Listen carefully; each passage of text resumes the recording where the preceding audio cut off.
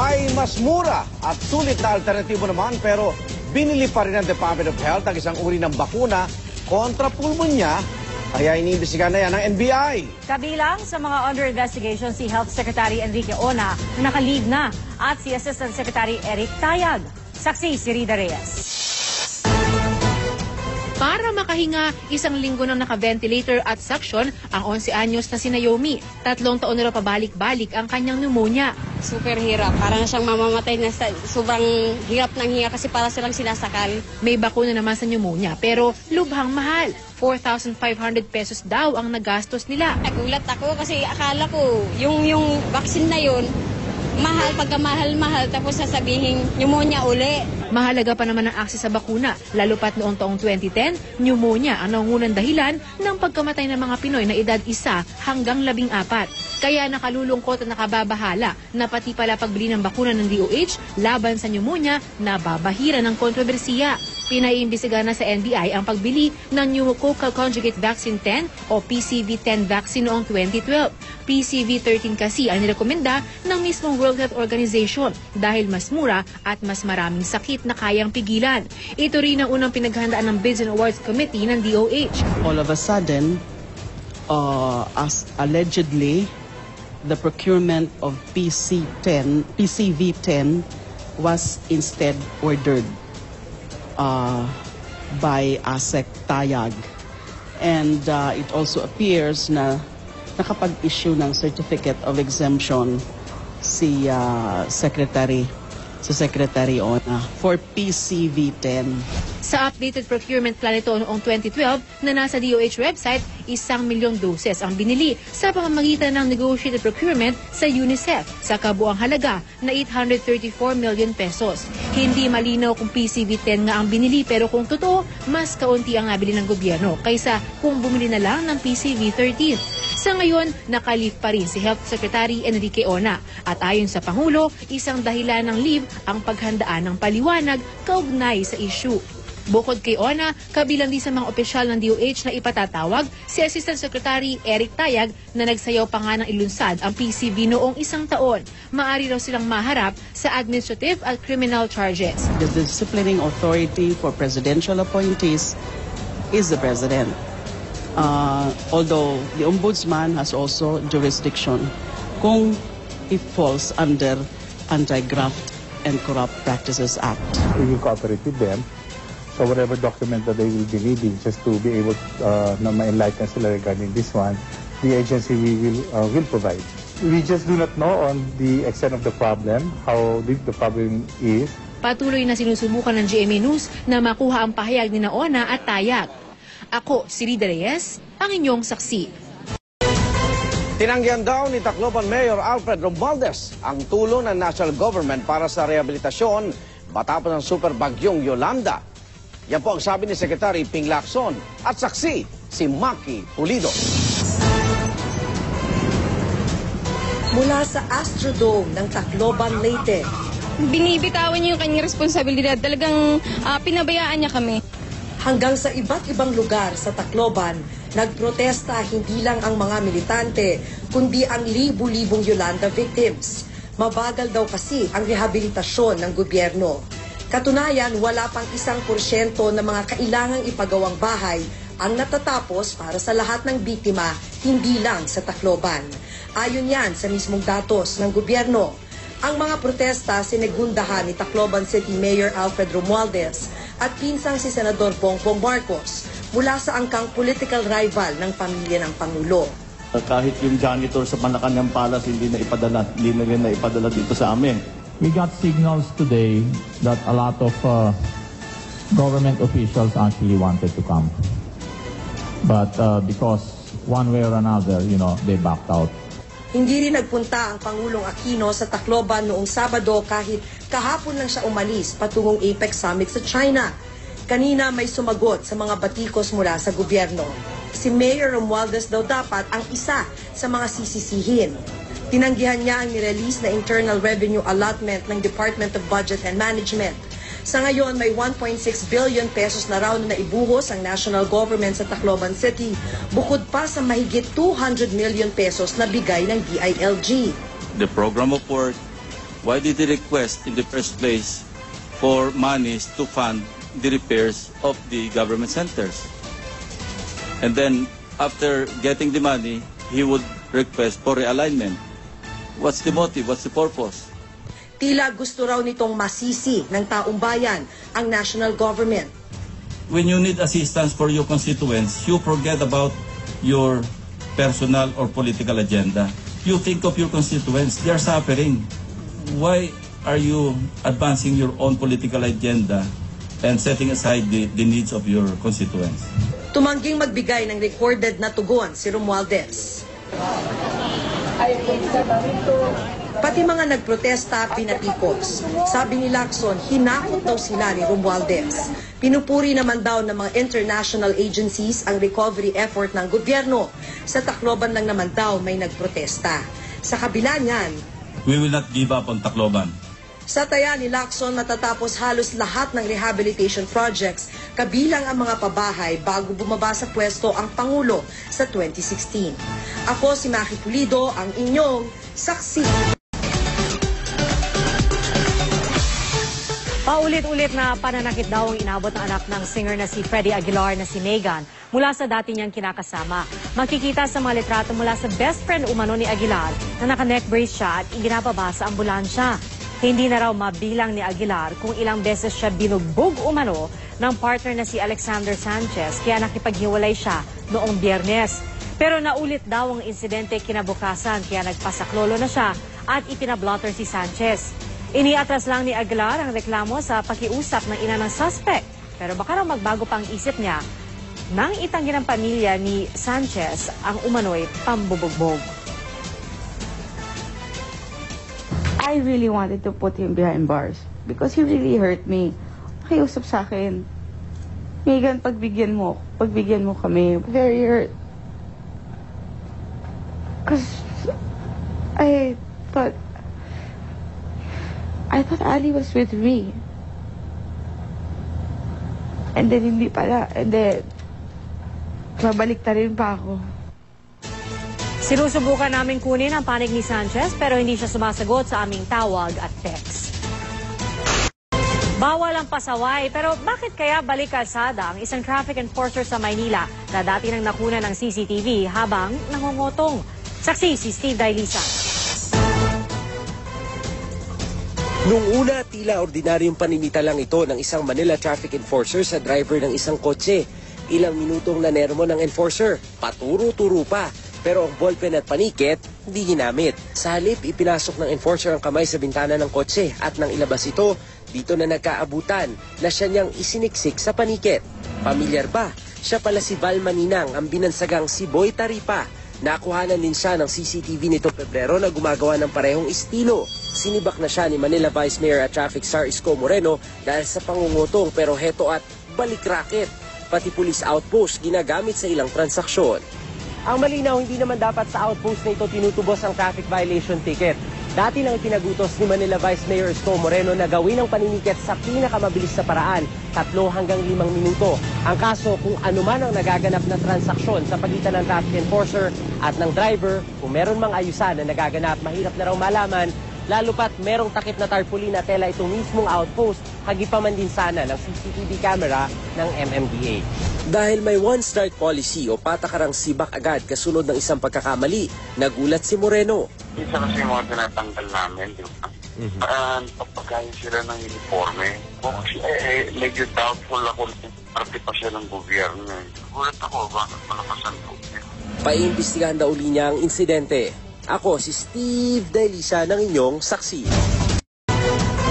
Binulabog ng bomb threat ang isa pong gusali sa Makati City ngayong gabi. Naglabasan ng ilang empleyado ng gusali matapos silang ipa-evacuate ng mga security guard. Ayon po sa isang pulis mula sa Makati Police Substation 3, isang tawag ang natanggap nila mula sa Makati Police Headquarters matapos umanong i-report sa kanila na mayroon ngang bomb threat. Kaya agad silang nagpadala ng mga polis kasama na ang mga taga-Explosive and Ordnance Division para masuri ang loob ng gusali. At sa ngayon, nasa labas pa rin ang mga empleyado. Inasilip na sa publiko ang islang pagdadalan po sa mahigit 100 Pilipinong UN peacekeeper na galing Liberia. Sa bansa po ng Afrika na nagkaroon ng Ebola outbreak. Sasailalim sila sa 21 araw na quarantine sa Caballo Island sa Naik, Cavite. Doon po sila ididiretso paglapag nila sa Villamor Air Base sa Miyerkules. Bahagi pa rin ito ng kampanya ng gobyerno na manatiling Ebola-free ang Pilipinas. Hindi naman daw sila tratatuhing parang preso. Ang kanilang tutuluyan, may recreational facility, cellphone signal at libreng Wi-Fi. At parang na-contact pa rin o no-contact pa rin sila ang paghatid ng supply sa pamamagitan ng airdrop o yung paghuhulog sa isla gamit ang helicopter. Tiniyak po ng Senate Blue Ribbon Committee na magiging patas ito sa pag-imbestiga kaugnay sa money overprice na Iloilo Convention Center. Ang pagdarausan ng APEC Summit sa 2015. Ito'y kahit isa sa mga inaakusahan ay si Senate President Franklin Drilon. Handa raw si Drilon na umarap sa mga kapwa-senador bilang resource person. Bukod kay Drilon, nauna na rin inireklamo sa ombudsman ng plunder si DPWH Secretary Rogelio Singson na imbitado rin sa pagdinig. Itinanggi na ni Drilon at Singson na overprice ang ICC. I will inhibit myself, which means hindi ako sasali sa magtatanong, ngunit sasagutin ko ang lahat na tanong. Maraming nag-duda whether the Senate can do its job in the PDAF hearings, and they said hindi mangyayari yan, we will just cover up. But you saw the recommendations, the final recommendations of the Senate Blue Ribbon hearing on the PDAF report. Hunting ground in the city, yan ang nga bang may tatawag ngayon sa UP Lagoon. Makalat kasi sa social media ang larawan ng isang uri ng migratory bird na umano'y hinuli at pinatay roon. Saksi sila Alves. Hindi lang tambayan sa gitna ng UP Diliman Campus, ang UP Lagoon, sanktuaryo rin ng iba't ibang halaman at hayop. At hunting ground pa nga kung paniniwalaan ng ipinost ng litratong ito sa Facebook. May nakakita raw sa 3 lalaking ito kahapon nang hulihin at patayin ng ibon na ito. Isa sa mga paboritong pasyalan dito sa UP Diliman Campus, itong UP Lagoon. Kaya't nakababahala ang balitang may nanghuhuli at pumapatay ng mga hayop dito. Inabutan pa ng UP Police ang ibong nakasabit sa lagoon kaninang hapon. Inimbitahan nila ang ilan sa mga lalaki sa litrato na kilala raw nila dahil regular na nangangalakal sa campus. Pinawakan po ng estudyante, pipicturan daw po. Madali kami, pinag-ikutan namin. Wala pala, patay pala. Mga isda, talangka at sangkong lang daw ang kinukuha nila sa lagoon para kainin. Yung mga dalag po, mga suso, pang-ulo lang po namin. Ayon sa UP Police, mukhang may tama ng airgun sa pakpakang ibon. Bawal naman daw ang anumang klase ng baril sa campus. Malabo dito yung binarel.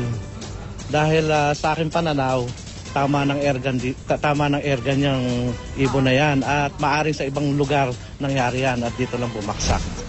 Ano't anuman, hindi raw dapat pinatay ang ibon na natukoy na isang black bittern. Migratory bird ito, bagamat may ganito rin daw sa bansa ayon sa Protected Areas and Wildlife Bureau. Bawat isang species po na natatagpuan dito sa atin, meron silang role na ginagampanan. So kapag nababawasan sila, meron disruption na mangyayari dun sa ecosystem natin. Ako si Lay Alves, ang inyong saksi.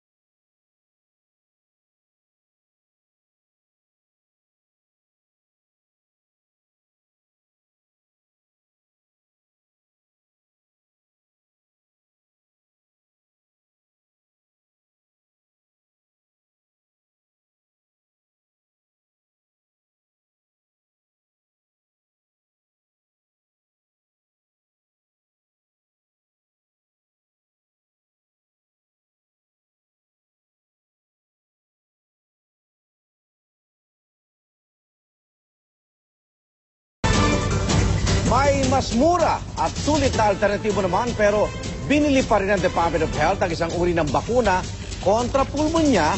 Kaya iniimbestigahan na yan ng NBI. Kabilang sa mga under investigation si Health Secretary Enrique Ona na naka-leave na at si Assistant Secretary Eric Tayag. Saksi si Rida Reyes. Para makahinga, 1 linggo nang naka-ventilator at suction ang 11 anyos na si Naomi. 3 taon na raw pabalik-balik ang kanyang pneumonia. Super hirap. Parang siyang mamamatay na sobrang hirap ng hinga kasi para silang sinasakal. May bakuna naman sa pneumonia pero lubhang mahal. 4,500 pesos daw ang nagastos nila. Nagulat ako kasi akala ko yung vaccine na yun, mahal, pagkamahal-mahal, tapos sasabihin pneumonia uli. Mahalaga pa naman ang akses sa bakuna, lalo pat noong taong 2010, pneumonia ang nangungunang dahilan ng pagkamatay ng mga Pinoy na edad 1 hanggang 14. Kaya nakalulungkot at nakababahala na pati pala pagbili ng bakuna ng DOH laban sa pneumonia na babahira ng kontrobersiya. Pinaiimbestigahan na sa NBI ang pagbili ng pneumococcal conjugate vaccine 10 o PCV-10 vaccine noong 2012. PCV-13 kasi ang nirekomenda ng mismong World Health Organization dahil mas mura at mas maraming sakit na kayang pigilan. Ito rin ang unang pinaghandaan ng Bids and Awards Committee ng DOH. All of a sudden, as allegedly, the procurement of PCV-10 was instead ordered by ASEC Tayag.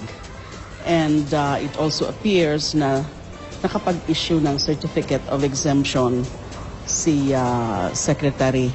Secretary Ona for PCV-10. Sa updated procurement plan ito noong 2012 na nasa DOH website, 1 milyong doses ang binili sa pamamagitan ng negotiated procurement sa UNICEF sa kabuang halaga na 834 million pesos. Hindi malinaw kung PCV-10 nga ang binili pero kung totoo, mas kaunti ang nabili ng gobyerno kaysa kung bumili na lang ng PCV-13. Sa ngayon, nakalif pa rin si Health Secretary Enrique Ona at ayon sa Pangulo, isang dahilan ng leave ang paghandaan ng paliwanag kaugnay sa issue.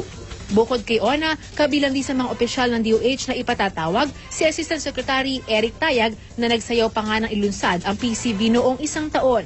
Maari raw silang maharap sa administrative at criminal charges. The disciplining authority for presidential appointees is the President. Although the Ombudsman has also jurisdiction kung it falls under Anti-Graft and Corrupt Practices Act. We will cooperate with them. So whatever document that they will be needing just to be able na ma-enlighten sila regarding this one, the agency will provide. We just do not know on the extent of the problem, how big the problem is. Patuloy na sinusubukan ng GMA News na makuha ang pahayag ni Ona at Tayag. Ako, si Rida Reyes, ang inyong saksi. Tinanggihan daw ni Tacloban Mayor Alfred Romualdez ang tulong ng national government para sa rehabilitasyon matapos ng super bagyong Yolanda. Yan po ang sabi ni Secretary Ping Lacson at saksi si Maki Pulido. Mula sa Astrodome ng Tacloban, Leyte.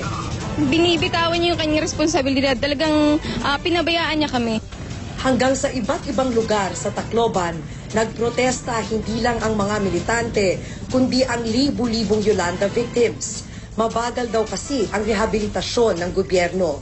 Katunayan, wala pang 1% ng mga kailangang ipagawang bahay ang natatapos para sa lahat ng biktima, hindi lang sa Tacloban. Ayon yan sa mismong datos ng gobyerno.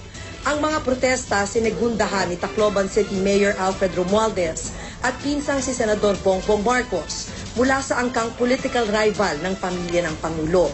Kahit yung janitor sa Malacanang Palace hindi na ipadala dito sa amin. We got signals today that a lot of government officials actually wanted to come. But because one way or another, they backed out. Hindi rin nagpunta ang Pangulong Aquino sa Tacloban noong Sabado kahit kahapon lang siya umalis patungong APEC Summit sa China. Kanina may sumagot sa mga batikos mula sa gobyerno. Si Mayor Romualdez daw dapat ang isa sa mga sisisihin. Tinanggihan niya ang nirelease na Internal Revenue Allotment ng Department of Budget and Management. Sa ngayon, may 1.6 billion pesos na raw na naibuhos ang national government sa Tacloban City, bukod pa sa mahigit 200 million pesos na bigay ng DILG. The program of work Why did he request in the first place for monies to fund the repairs of the government centers? And then after getting the money, he would request for realignment. What's the motive? What's the purpose? Tila gusto raw nitong masisi ng taong bayan ang national government. When you need assistance for your constituents, you forget about your personal or political agenda. You think of your constituents. They are suffering. Why are you advancing your own political agenda and setting aside the needs of your constituents? Tumangging magbigay ng recorded na tugon si Romualdez. Pati mga nagprotesta pinatikos. Sabi ni Lacson, hinakot daw sila ni Romualdez. Pinupuri naman daw ng mga international agencies ang recovery effort ng gobyerno. Sa Tacloban lang naman daw may nagprotesta. Sa kabila niyan, we will not give up on Tacloban.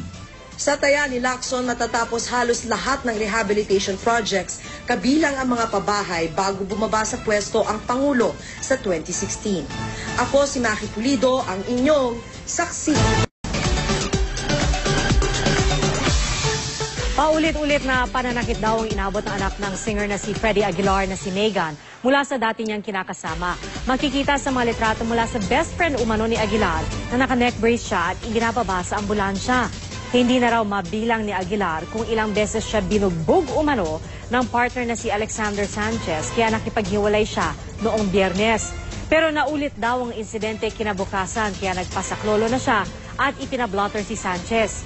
Iniatras lang ni Aguilar ang reklamo sa pakiusap ng ina ng suspect.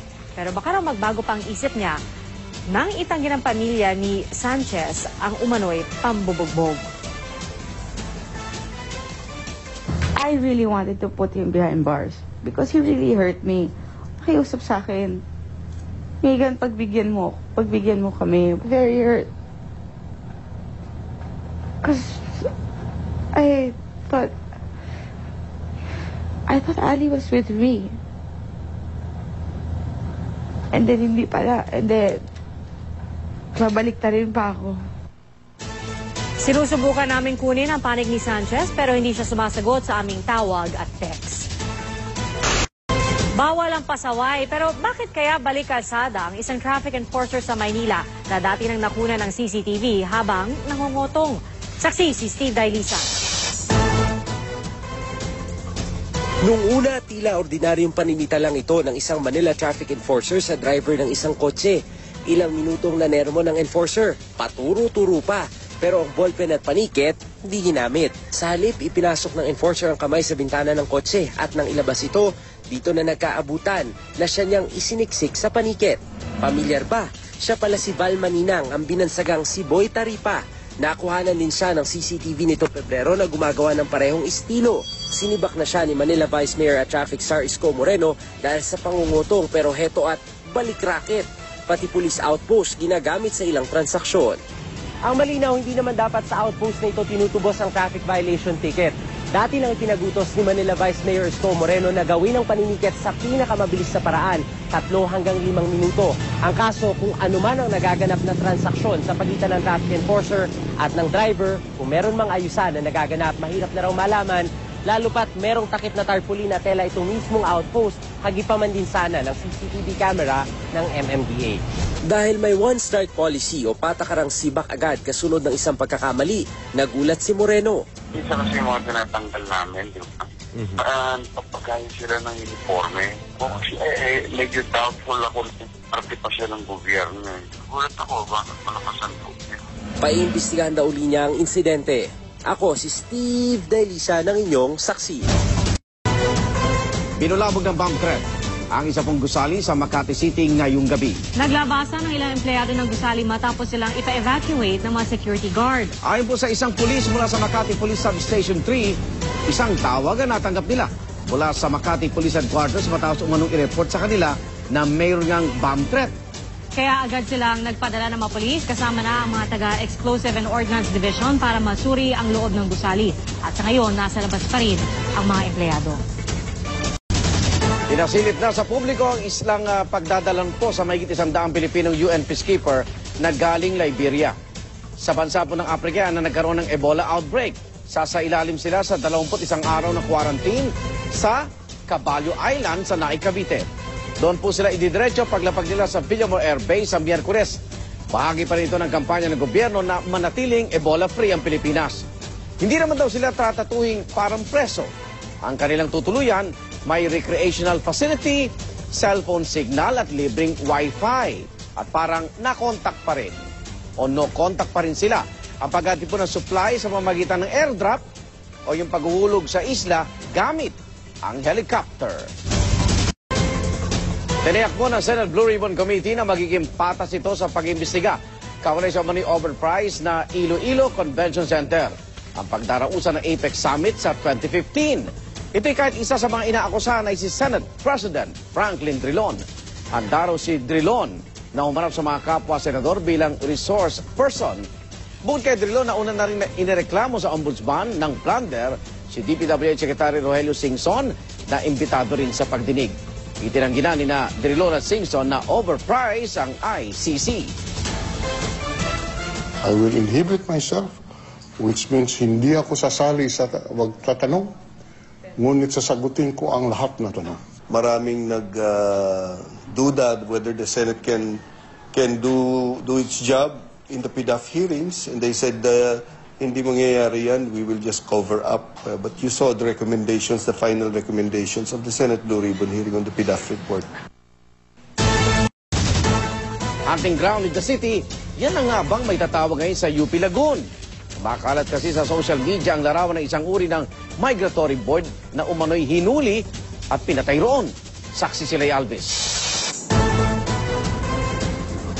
Hindi lang tambayan sa gitna ng UP Diliman Campus, ang UP Lagoon, sanktuaryo rin ng iba't ibang halaman at hayop. At hunting ground pa nga kung paniniwalaan ng ipinost ng litratong ito sa Facebook. May nakakita raw sa 3 lalaking ito kahapon nang hulihin at patayin ng ibon na ito. Isa sa mga paboritong pasyalan dito sa UP Diliman Campus, itong UP Lagoon. Kaya't nakababahala ang balitang may nanghuhuli at pumapatay ng mga hayop dito. Inabutan pa ng UP Police ang ibong nakasabit sa lagoon kaninang hapon. Inimbitahan nila ang ilan sa mga lalaki sa litrato na kilala raw nila dahil regular na nangangalakal sa campus. Pinawakan po ng estudyante, pipicturan daw po. Madali kami, pinag-ikutan namin. Wala pala, patay pala. Mga isda, talangka at kangkong lang daw ang kinukuha nila sa lagoon para kainin. Yung mga dalag po, mga suso, pang-ulo lang po namin. Ayon sa UP Police, mukhang may tama ng airgun sa pakpakang ibon. Bawal naman daw ang anumang klase ng baril sa campus. Malabo dito yan binarel. Dahil sa aking pananaw, tama ng airgun yung ibon na yan at maaring sa ibang lugar nangyari yan at dito lang bumaksak. Ano't anuman, hindi raw dapat pinatay ang ibon na natukoy na isang black bittern. Migratory bird ito, bagamat may